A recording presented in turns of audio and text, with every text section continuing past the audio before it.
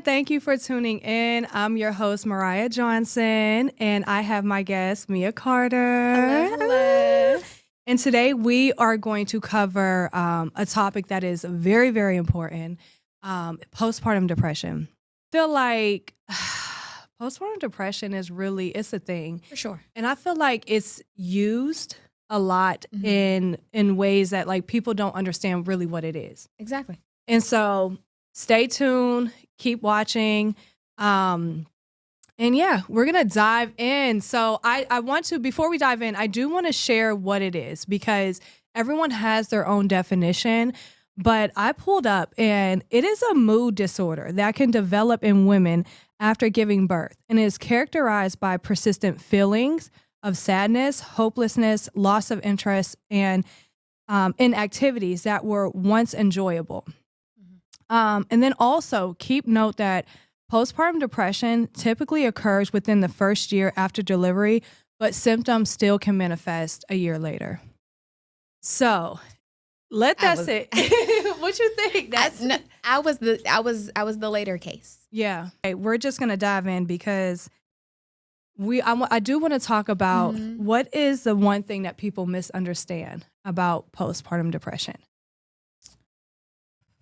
That's tough because I feel like it's kind of a unspoken thing. Like there's a lot of women suffering in silence. I think the more people talk about it, like the more misconceptions you'll find out. But I think the biggest one is because you're okay today, that you're fixed, you're better. Yeah. And really and truthfully, like you may be better right now. And And I think for the people around you, I think it's kind of, it throws them off. Like, you know, like when you go back, like in the waves of it, like, you know, the in and the out, I feel like that's just feeling like you'll be better is a misconception. Opposed to giving yourself real time, real grace. And I think that's a good point.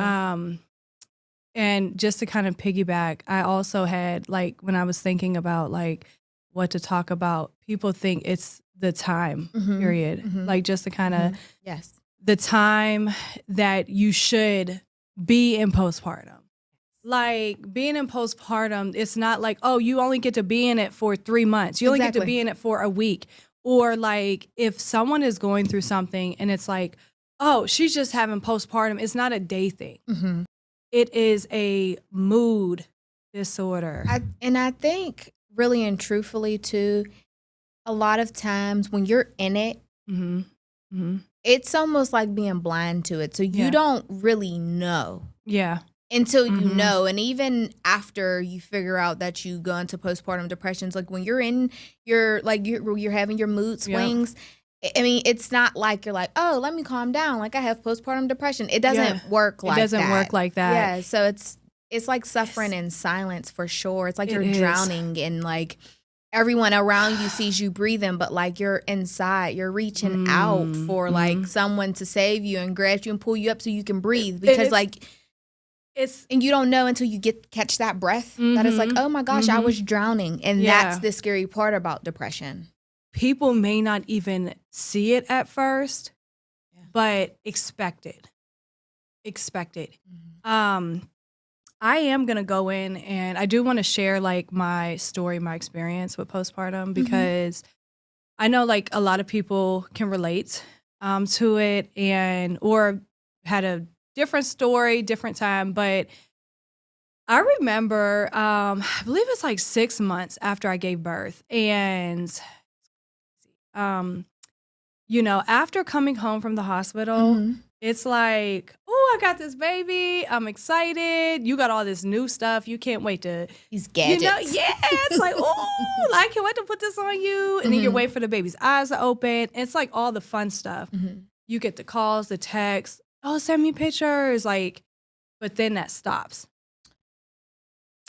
So, like. I got a question before you go too far. Yeah, go ahead. I think for me, the calls and the texts coming in is what was enlightening me to the fact that I might have not been okay because I started feeling like, quit calling my phone for this baby. And I'm like, I want to show you her too. Like, you know, but it's like, say hi to me. Yeah, like, I just was pushed out really a baby. offended. Yeah. And people don't mean no harm. But sorry, so go ahead. No, that's a good point. Like, people really, like, they're excited for the baby, but, like, what about me? Yeah. Like, do I need to get my baby a phone? Another human. Like, do I have to just, y'all can just watch the baby, get a monitor, everybody, you just watch the baby. Everybody sync up to the baby monitor. But, given that, like, everybody was calling, texting, and then that stops. I remember it was a time where I was trying to do my hair. Now, when I think about postpartum depression, I think about, like, I didn't know that I was going through it, okay? When I think about postpartum depression, I think about, like, me not knowing that I was actually going through it, but I was getting so frustrated, like, so easily. Irritable. Another thing, being a new mom, my baby was colicky, crying all the time, gassy. I couldn't, like, I was like, oh my goodness. Like, after like 6-7 weeks of crying like that, I'm like, I can't take it. My husband, he was at work most of the day. Didn't get home till about 7. I'm exhausted. I started to really feel frustrated. I tried to like really avoid like being a mother. Every chance that I got to like break away, it was like, let me go break away. Really? And like most moms, like that feeling, you should be in bliss. Like, it's a blessing to have children. We all know that. But it's also, postpartum depression is real. So going through that stage, you don't really, it's normal. Like, in your mind, it's normal to feel that way. And I do want to say that your feelings are valid. They're not invalid. Your feelings are valid. Maybe heightened, but they're valid. And so, as women, we're emotional, but it doesn't minimize the fact that like you're not feeling okay. And really and truthfully, like, regardless of how you're handling your things, like, if you're not okay, you're not okay. And there's room for that. Yeah. And that's where, like, I feel like another misconception of people thinking that, like, I don't know. I feel like it's just like, oh, like, your feelings are not valid. Like, it's just like overreacting. But no, it's very valid because when I was flat ironing my hair, as crazy as it sounds crazy, like, just flat iron your hair tomorrow. Just, what's the big issue? The issue was I was trying to mix this new life into my old life. I was trying to get my old life back, but it's different. It will never be the same because I have a baby now. Right. And so, like, I thought the simplest things I could do, I couldn't do. And it bothered me so much. I was so independent. I did a lot of things easily. And it was kind of like I couldn't even flat iron my hair. And I remember I was crying and screaming. And I'm just like, and this is going to sound bad. And I'm just like, shut up. Like, I didn't say it to my baby in the room. Yeah. But, like, I said it to, like, myself, but I said it out loud. Yeah. It's like I just screamed and I just started crying really, really bad. And I knew, I'm like, something is wrong with me. Yeah. Like, I am literally going through a whirlwind of emotions. I shouldn't even say that word. Like, it's that's what babies do. Oh, you know? tearing So up. I know. It's like, it's such an ugly place to look back in, but it needs awareness. Like, whenever, like, you're feeling like that. And so I remember I called my mother-in-law, love her, called her, she came right over. She was just like, cause like, go do what you need to do, go lay down, no judgment. And then I remember calling you at one time. Listen, I was like, and it wasn't a day thing. Yeah. So, like, me feeling like this, it didn't just go away because someone came over for the day. And that's the thing. It doesn't just go away because someone relieved you of, like, one duty. I remember you came over and you brought your laptop. You were like, I'm working. Come on. We're about to kick it. Come on. Like, what you need? And you were like, Mariah, go upstairs, lay down, take a nap. And it was such a tough time. I didn't stay in it for too long. So I wasn't like, once when I recognized it, I was able to reach out for help. I was able to use my community. I was able to, like, really just like try to work on and understanding that life is not going to be the same. But the things that I was like going through, it was like everyone was like, it's okay. They understood. They helped me. I was able to just maneuver, be a mom, be a wife, be Mariah, like all in one. So that's just that in a nutshell. I did go through like, some other stuff. We're going to talk a little bit more going down, talking about relationships and all that. But it's like, what about you? Mine was a little bit different. First and foremost, I had mine. Yeah. I had mine, and I don't know why I had mine. In hindsight, maybe I was in denial. And I'm really strong, so just from childhood, I always had a really strong poker face. So, like, regardless of exterior, like, from the exterior, like, what you see, there's something completely different going on inside. When I had Peyton, it was like, I was the happy mom. I was energetic. I was good to go. Like, like I was aware of postpartum depression and what that could look like, what signs to look out for. So I thought.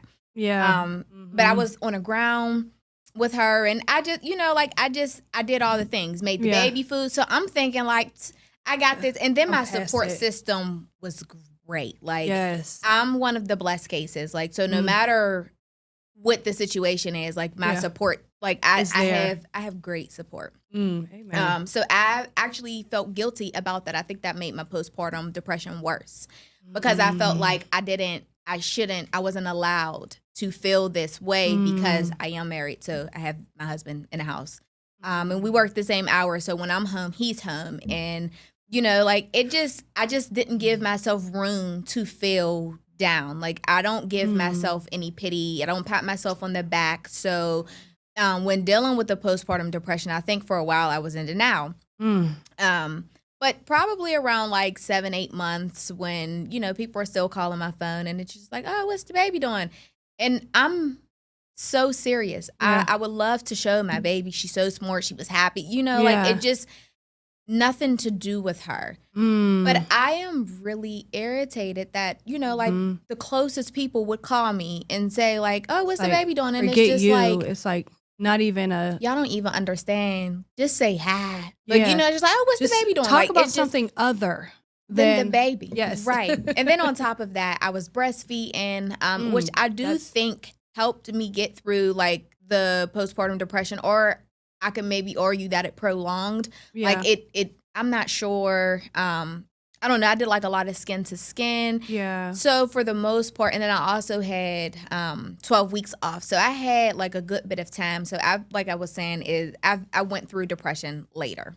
Probably around like 7-8 months is when I got hit. But I would go in and out of it. Like, it would be like, your moments. I'm okay, but then I'm not. When I realized that I was really going through postpartum depression, it was like I was crying a lot, and I'm not a crier at all.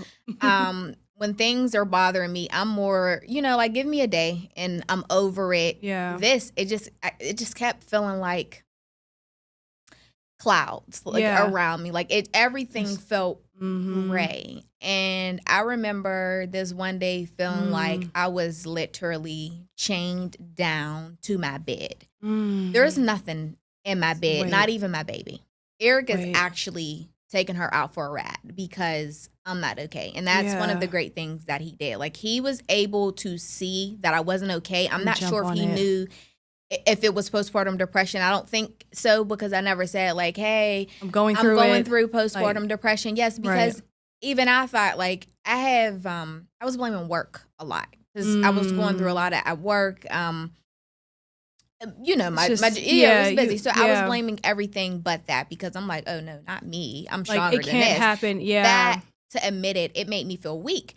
But like I was saying, I was, like really feeling chained down in my bed. I could not get up. And I had to just tell him, I'm like, hey, something is wrong. Like I think, and I couldn't fix my lips to say it. Like That's mental tough. health and, like where I come from is not a thing. It's not a thing. It's like you're supposed to be strong. Exactly. It's like you're built for the worst to happen. Right. And I am, but I was not okay. So I just had to tell him.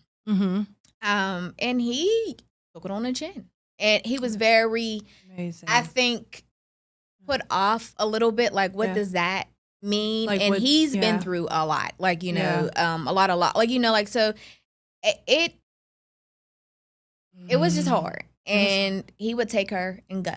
Like, so I would feel guilty about it. So it's like, you think you're helping, but then you're making it worse. But because the guilt comes. The guilt comes.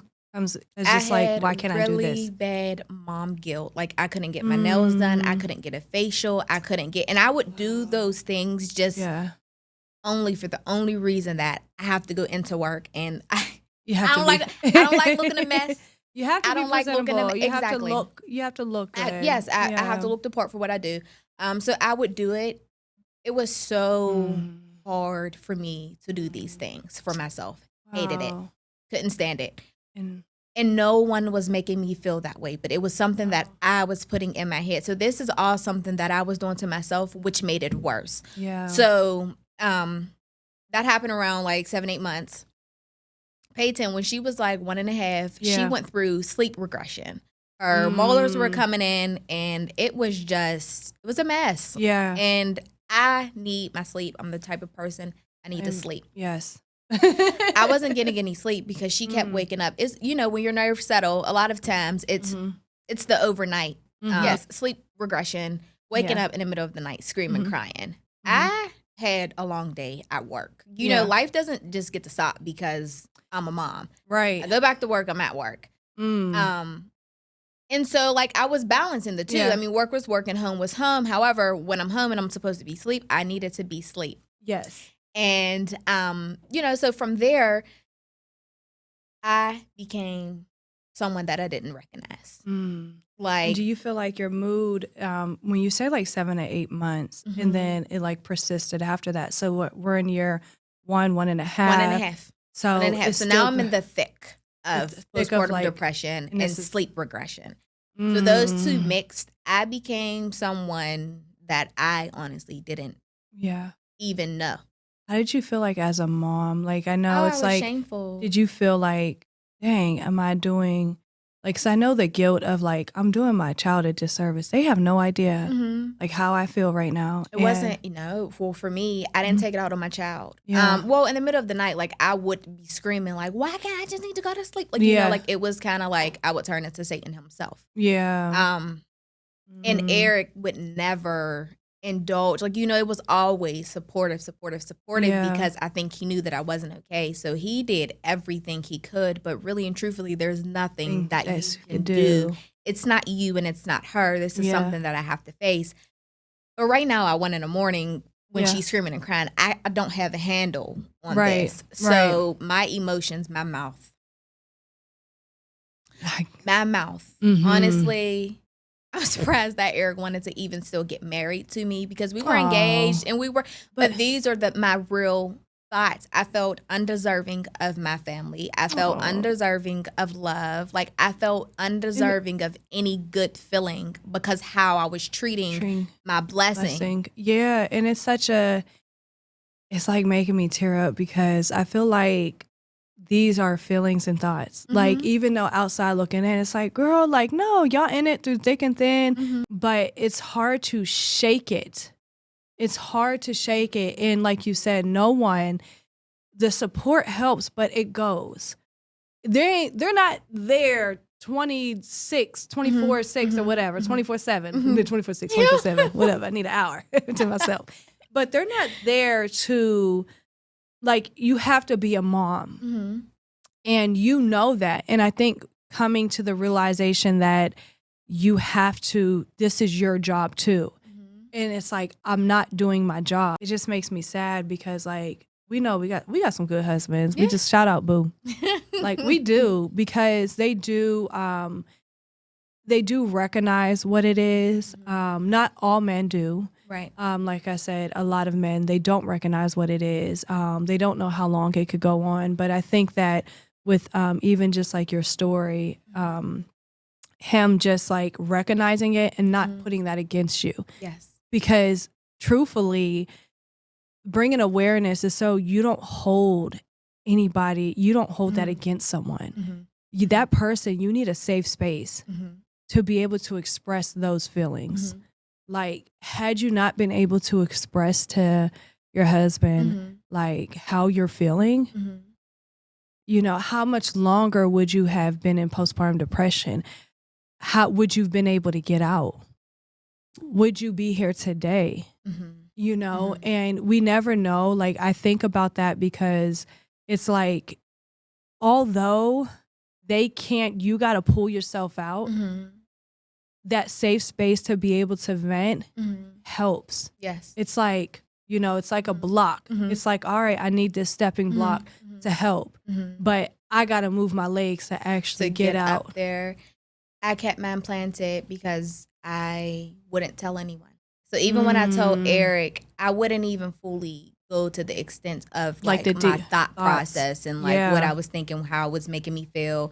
Because I just felt like you're trying so hard and you're taking the brunt of it. Like you're the punching bag, you're the chauffeur, you're like, I mean, we called it a milk factory. Yeah. I was the cow, I breastfed. But like, you know, even when it came down to like making her baby food, like, you know, he helped me in every way that he could. So it wasn't like I was the primary, like I can't just say that I'm just primary because anything that I did, he was there. Like rather, so if I'm cooking, he's cleaning. Like, you know what I'm saying? And the team. So like I did everything that I could for my child. Anything after that, I couldn't bring myself to do. I physically couldn't do it. And if I had to do it, it was like gut wrenching. Like it was like, that's when I'm going to have a mood swing. Like, and unfortunately, like, you know, and at cleaning, like, you know, it's very therapeutic for me. I couldn't get up to do any of those things. I couldn't get up at all. Like I was, honestly, it felt like the mood was like the world was moving around me and I'm in it, but it almost felt like I was watching. It was just passing you by. Me, exactly. Yeah, it's so crazy. Postpartum depression is like, it's so scary. It's so sneaky. It does not have any picks. There's no picks.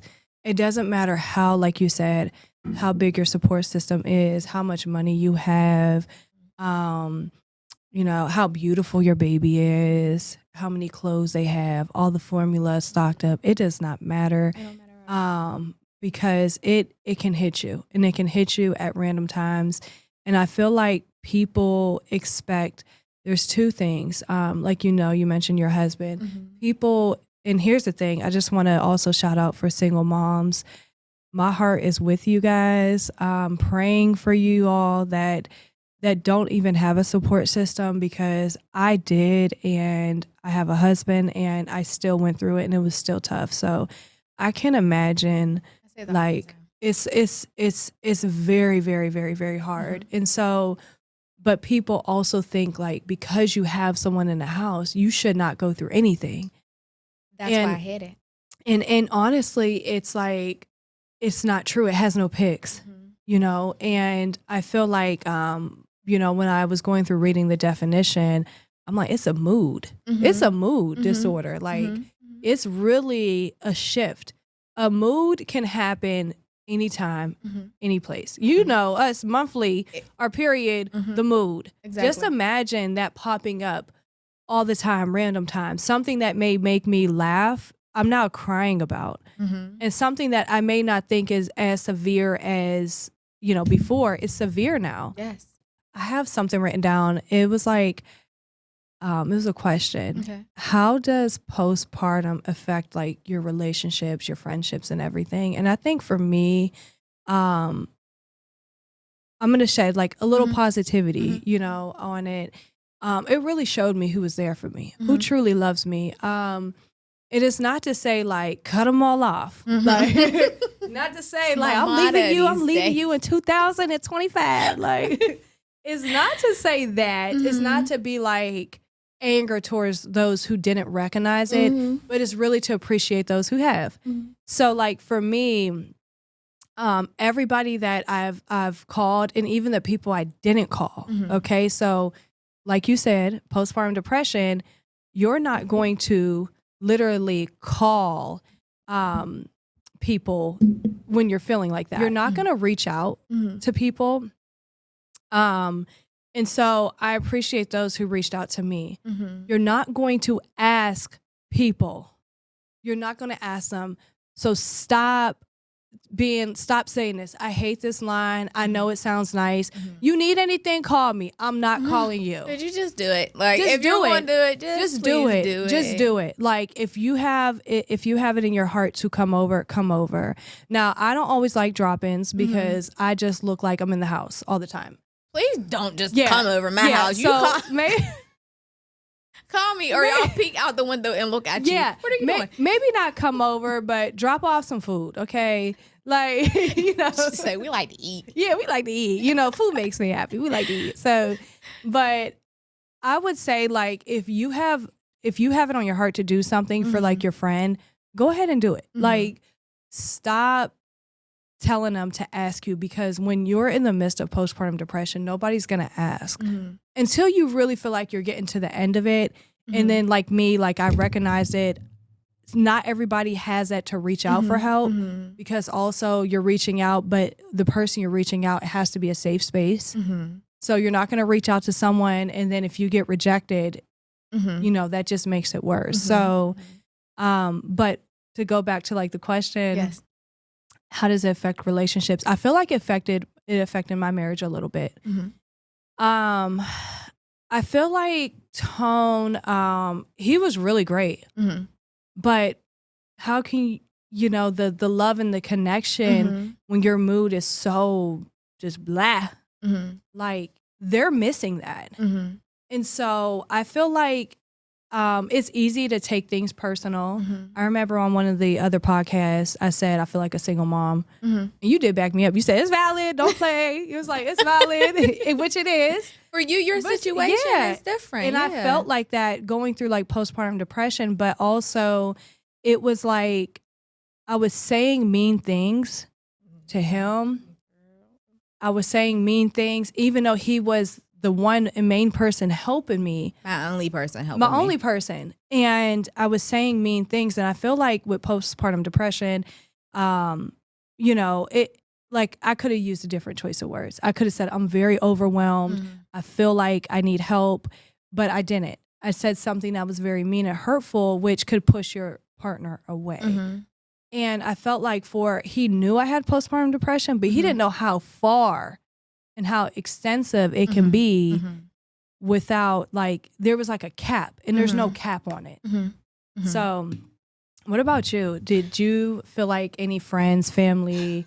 First of all, I love that, people call and check on you. I'm the strong friend. Yeah. So not to victimize myself. I don't feel victimized, or like a victim, but I am the friend who does the calling. So I did want certain things done for me, but I really also had to sit in it too. Everyone sees me doing extremely well. Handled it. It was on lock. But I don't think anyone besides my husband seen what it was doing to me to achieve the things that I was exteriorly, like, is that a word? Getting done. Like, getting done.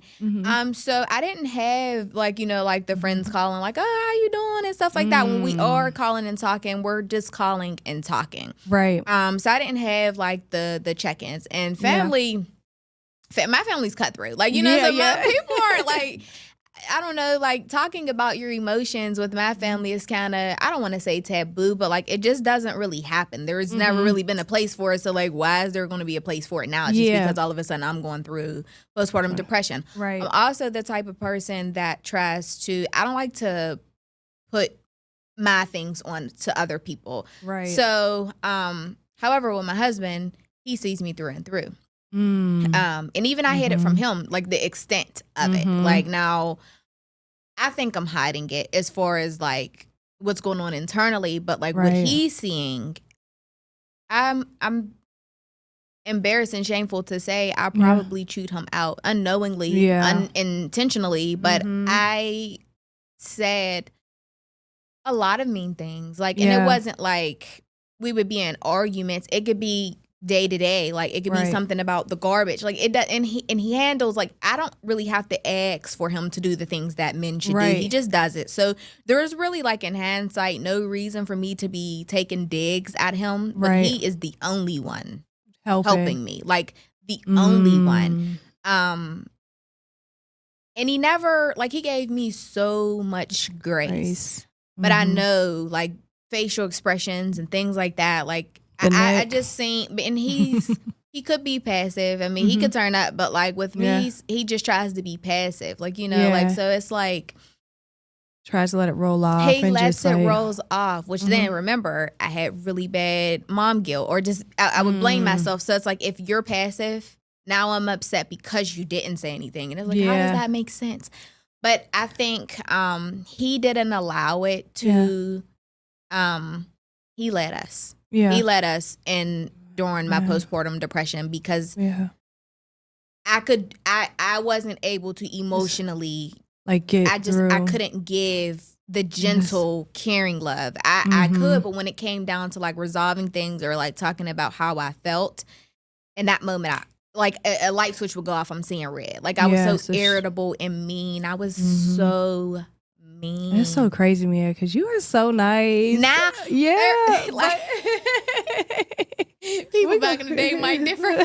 But yes, the adult me, like the mature me, definitely loving, generous, kind, sweethearted, for sure. But he was the only one who was there. He was the only one who saw me, so I cut him a lot. Yeah.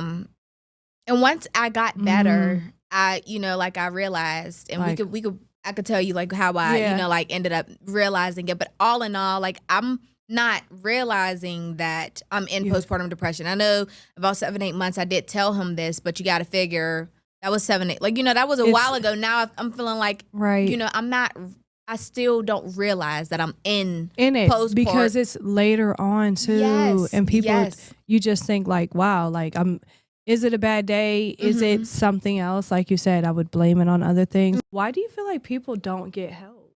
I would say, like, help, you know, having that safe space, but, like, going to, like, your doctor, going to I was lying.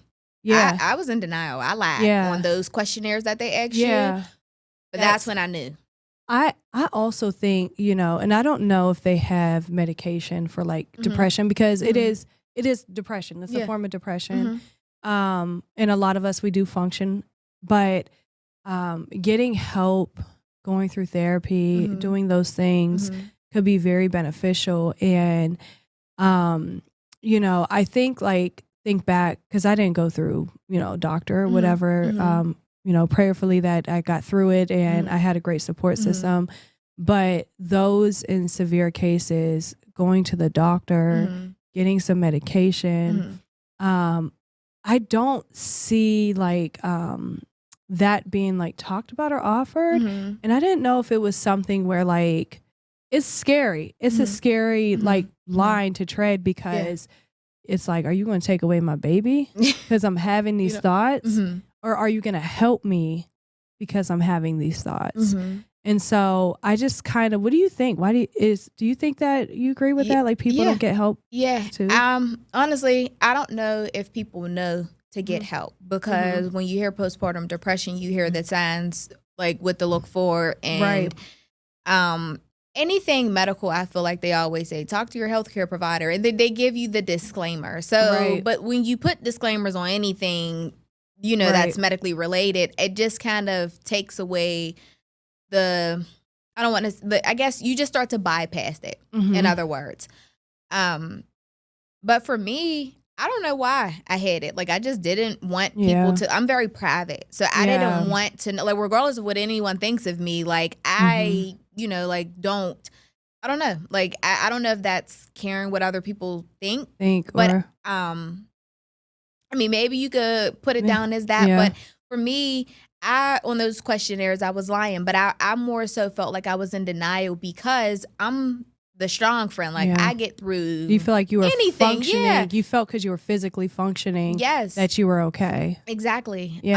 So, like, some of the questionnaires that they would ask, like, I would be like, you know, oh, this got a little truth to it. So I might not, you know, like, on a scale from 1 to 5, like, I might not rate myself a 5, but I might give myself, like, a, you know, like a 4 or 3 on, you know, some of the ones where I knew this applies and like you need to be honest. But like I didn't want them to come in and say like, here, take these meds. Like, you know, like I don't. So like there was a lot of things. I didn't want anything on my medical record. Like you know, like there was just, I'm a very polished person, especially on paper.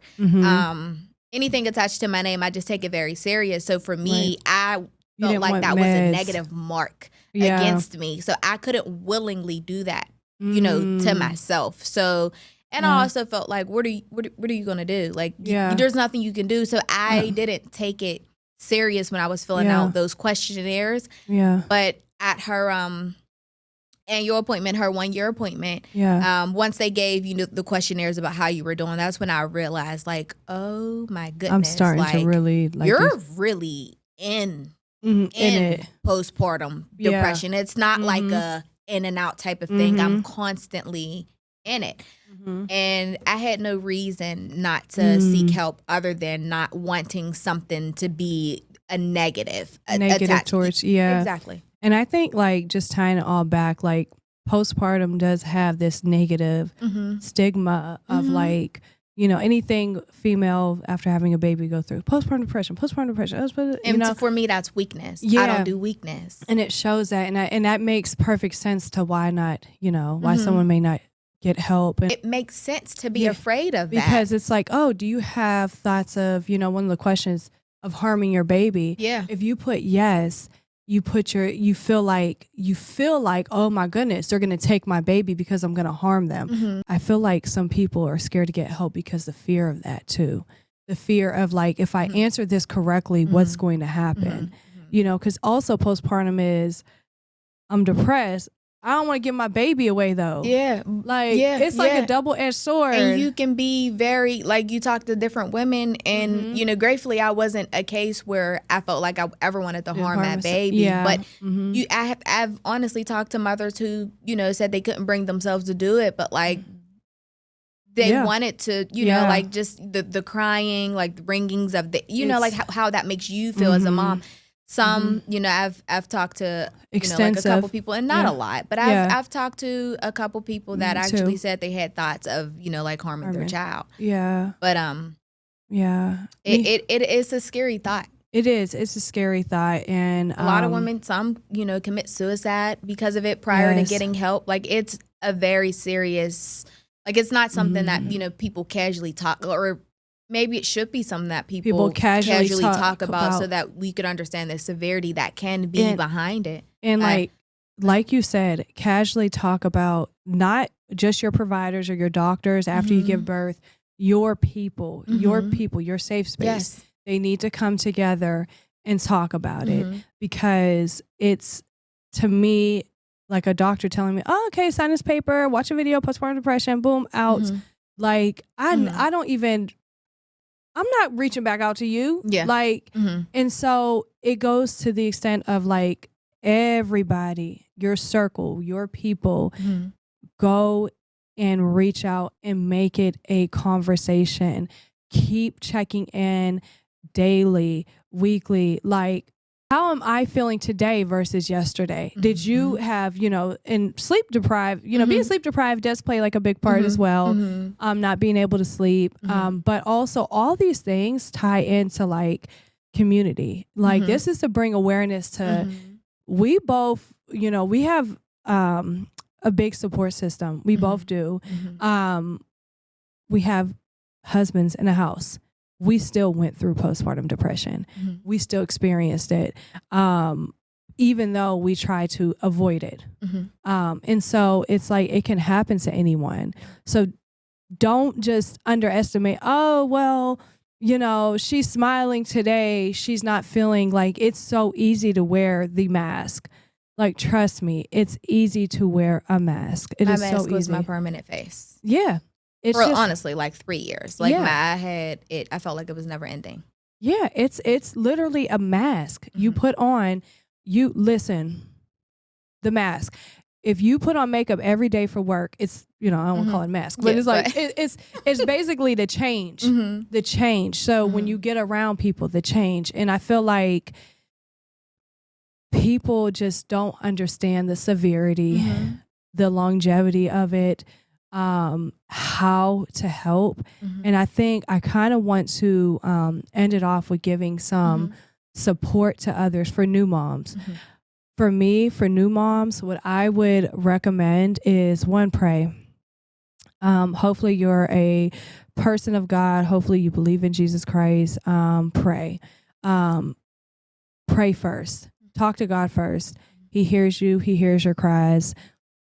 Second thing is community. If you have a safe person, like a best friend, somebody that you talk to about everything, try to let them know. You don't have to go into detail, like you said, but let them know. And hopefully that they understand what to do with that information. But you have to get up. And it is hard. It is one of the hardest things to do. You have to get up. You are worthy. You are strong. Yes, you are. Your feelings are valid. It is okay to cry, but make sure that you're feeding yourself like good thoughts, happy thoughts. You pushed out a baby and you are here. Like a lot of, it's amazing. And people just kind of like downplay, like, oh, she just had a baby. Man, you know what happens in that room? A lot of things happen in that room. Your life is in a lot of other people's hands. It's scary. And so, especially the moms. The C-section moms, like, and so for those who are watching, don't take giving birth, having a baby lightly. Like if your friend, your cousin, your sister, if they had a baby, be there. Check in. Be there. Like if there is any other times to be, I always say, be there for someone when they have kids, and you better show up to their wedding. That's like the two things I do not play about. Like you better be here on my special day, and you better be here like after I have kids. But I would say that prayer for me, I am a woman of God. So second time when I had my child, I prayed a lot, and it did work. What about you for like new moms? So for me, I was praying. Yeah. And I still was going through it. And although I felt like God, like heard my cries, I still was going through it. And I was at a desperate need of like, I want to try, like anything. Yeah. So I kind of ignored it, but when I couldn't ignore it anymore, again, I was praying. You had invited us to church. And it kind of was just like, like, all right, so now like I got to reading the Bible. And it was kind of just like, remember I told you guys, I was like, I think God is using you as a crutch, like, because I'm beginning to feel better. So that's what like got me up and got me moving, because remember, I felt chained to my bed. Like that feeling never went away. Like I mean, even when I was walking, I still felt chained to my bed. And then from there, I read a book, and it's called The Freedom of Ties That Bind.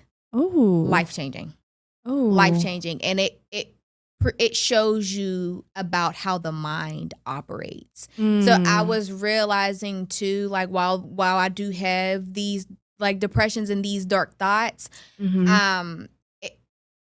it was showing me like, okay, like, and it used an analogy, and it was kind of just like when you go to the movie theater, you're in a dark room, and you're watching a movie, and like you're so into the movie, and you're just watching it, and it's dark. But when you leave out of that movie theater and you see that sunlight, that is what, like the free mind feels like. And so like it kind of, that's good. Bars, right?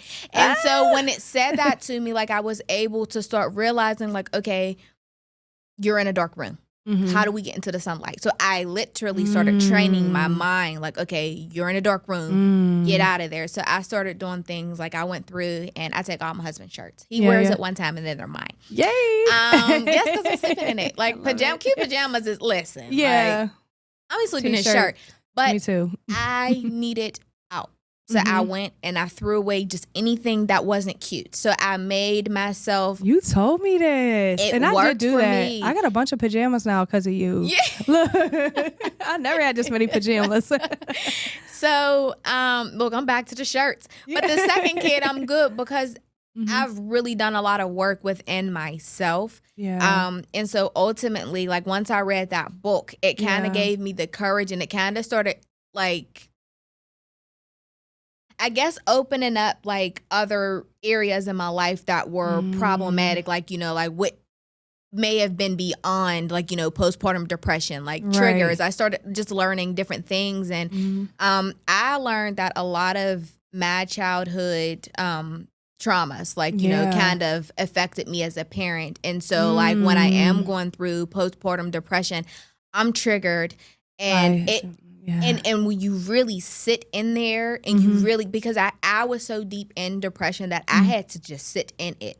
I had to sit in it, and I had to become friends with my depression. And so like from there, that's when I told, and Peyton at this age is 3, maybe 3.5. And I had to tell Eric, I'm like, hey, like postpartum depression led me, you know, like to, you know, like different things that were unhealed bothering me. So ultimately I ended up going to therapy, and most of it was to, you know, just deal with some childhood traumas that played in my adult life, but it also affected me as a parent. So I kind of went what was beyond the depression, like, you know, like where is it stemming from? I had to sit with it, and that book helped get me there. God, crutch, got me there, carried me all the way through. I did 2 years in therapy, and I feel so much better. I recognize so much coming my way before it gets there, and I'm still human. Like I will still blurt out something smart, and I'll still like, you know, like but you still have emotions. Exactly. But I also know how to deal with them, and the best thing that I've learned is how to communicate them. So now, like, our house is a safe space. So it went beyond me and Eric having these conversations, and my child is still a child, and she's 6 and my youngest is 2, but we try to keep open lines of communication right on the spot. Hey, you're making this face. Like, what are you feeling? Okay, or I'm telling you this because X, Y, and Z. And some might feel like that might be too much and kids don't deserve that. But I also have a child who is extremely smart.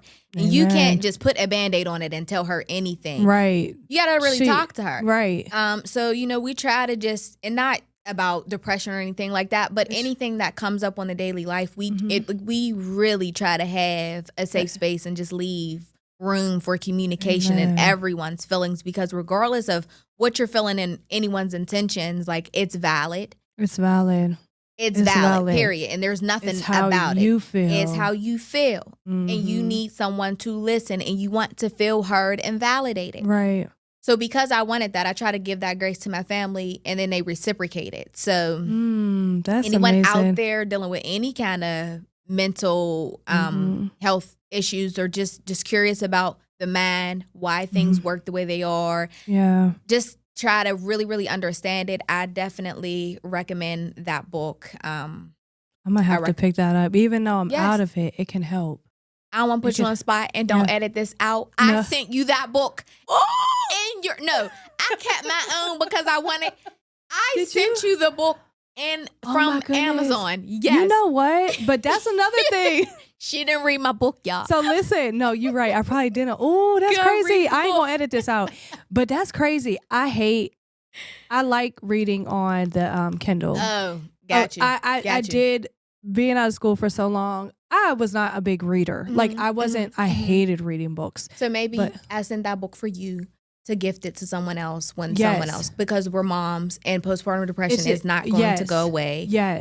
Gift it. But I am now, I'm going to circle back because of that, because now that I'm out of postpartum depression and I understand how important it is to get out of it. Thank you. That's so good. Yes. And just to add one more thing that I did from my first child to my second, and I feel like it helped me out tremendously. My second pregnancy in general, the first pregnancy, they're like, oh, don't lift your fingers, don't clean, don't do this. I'm talking, when people say put up, I was sat down, then put up for a long time, even after like the pregnancy. My second time, no, I'm not sitting down. I am going to cook. I am going to clean. I am going to go for a walk. I am going to work out. I did all the things throughout my pregnancy. I still gained 50 pounds. And that's the reason that I was trying to get up and get moving. I still gained my pounds, and that's fine. But I, took my time. I still had my 12 weeks off actually with the second one, it went to 16 weeks. And my husband, had the same amount of time off. Yeah. We went for walks. We went on dates. I had I called it my postpartum pregnancy fund. So when people Christmas is coming up, birthdays, what do you want? Gift cards. Yes. Because once I have my child, I don't know what size I'm gonna be. I need a whole new wardrobe for that because it's going to make me feel better. Good. Yeah. And I'm out and I'm walking, and me and Eric emphasized dates. So I kept myself busy on purpose. Yes. And chasing 2 kids around when I wasn't busy. I don't have time to be sitting down sad. But I'm not sad because I'm active. I'm doing something. You're doing things. I replace that hopelessness. And not to say that I don't want to give the wrong message. If that's where you're at, please take all the time you need to be there. But I also knew the second time around the importance of getting up. I needed to get up. I didn't allow those chains to strap me down. I kept moving. I didn't have time for it. I kept my mind strong. Everything that I said I did to get out of my postpartum depression the first time, I continued those things and added to it. Yeah. Amen. Hopefully, those who have watched it all the way to the end, hopefully you got something from this. That is the main purpose and reason why we are here today, just to talk about it, bring awareness. If you, as a woman, had kids and you could relate, please share, comment. If you need to talk to somebody, if you are literally getting ready to have a baby, please reach out to us. I am going to tag my good sis on this video. So now we both are very busy, but we are going to respond. But for those that can relate, share your story. Don't be ashamed to tell how you got out of it so you can help someone else. And for the guys, I hope that this helps you better understand females, your, child's mother, your significant other, whatever. I hope this actually helps you and can help your relationship and help you understand. And we are done. All right. Thank you guys. Yay!